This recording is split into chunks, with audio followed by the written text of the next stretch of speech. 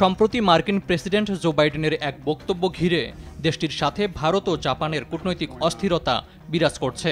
Biden তার বক্তব্যে বলেন, চীন রাশিয়ার মতো ভারত ও জাপানও অভিবাসন বিরোধী, অন্য দেশের মানুষকে ঠাঁই দিতে অপছন্দ করে দেশগুলো। এ কারণেই অর্থনৈতিকভাবে পিছিয়ে আছে তারা। মার্কিন প্রেসিডেন্টের বক্তব্য প্রত্যাখ্যান করেছে ভারত ও Japan. We are actually not just not xenophobic, we are the most open, most pluralistic. বুধবার এক তহবিল সংগ্রহ অনুষ্ঠানে এশিয়ান বংশোদ্ভূত শ্রোতাদের উদ্দেশ্যে জো বাইডেন বলেন, অভিবাসীদের কারণেই মার্কিন অর্থনীতি সমৃদ্ধ হচ্ছে, কারণ তার দেশ অভিবাসীদের স্বাগত জানায়। অন্যদিকে অভিবাসন বিরোধিতা চীন, রাশিয়া, ভারত ও জাপানের অর্থনীতির দুরবস্থার কারণ। প্রতিক্রিয়ায় জাপানের পক্ষ থেকে বলা হয়েছে, বিষয়টি দুঃখজনক। জাপানের পলিসি ভালোভাবে না বুঝেই এমন মন্তব্য করেছেন জো বাইডেন। অন্যদিকে ভারত বলছে জো বাইডেনের মন্তব্য সঠিক নয়। ভারত বিশ্বের সবচেয়ে উন্মুক্ত সমাজ বলে দাবি করেছেন দেশটির পররাষ্ট্রমন্ত্রী এস জয়শঙ্কর। তিনি বলেন, ভারতের জিডিপি প্রবৃদ্ধির হার 7%। 2023 সালে যুক্তরাষ্ট্রের প্রবৃদ্ধি ছিল 2.5%। হোয়াইট হাউস অবশ্য বলছে, কোনো দেশের অপরাধের কথা বলেননি বাইডেন। জাপানের সাথে সম্পর্ককে ছোট করার কোনো ইচ্ছা ছিল না তার।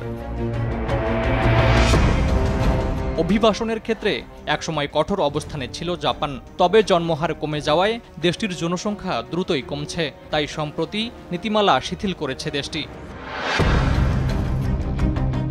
বিশ্বের বৃহত্তম জনসংখ্যার দেশ ভারত পাশ করেছে নতুন নাগরিকত্ব আইন।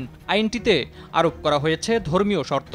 সে অনুযায়ী প্রতিবেশী দেশ থেকে আসা হিন্দু, বৌদ্ধ, খ্রিস্টান, শিখ, পারসিক বা জৈনরা নাগরিকত্ব পেলেও পাবে না মুসলিমরা। যুক্তরাষ্ট্রের অন্যতম গুরুত্বপূর্ণ মিত্র জাপান ইন্দো প্যাসিফিক অঞ্চলে চীনের প্রতাপ রোধে মার্কিন নেতৃত্বাধীন অনানুষ্ঠানিক জোট কোয়াডে রয়েছে ভারত, জাপান উভয় দেশই। কয়েক সপ্তাহ আগে যুক্তরাষ্ট্র সফর করেছেন জাপানের প্রধানমন্ত্রী ফুমিও কিশিদা। বৈঠক করেছেন বাইডেনের সাথে। মার্কিন জাপান জোটকে অলঙ্ঘনীয় বলে ঘোষণা করেছেন তারা। ইন্দো প্যাসিফিক অঞ্চলে চীনকে রুখতে দেশ দুটির সম্পর্ক আরও শক্তিশালী করতেও সম্মত হয়েছেন তারা। গেল বছর রাষ্ট্রীয় সফরে ওয়াশিংটন গিয়েছিলেন ভারতের প্রধানমন্ত্রী নরেন্দ্র মোদিও। ফারুক হোসেন, RTV।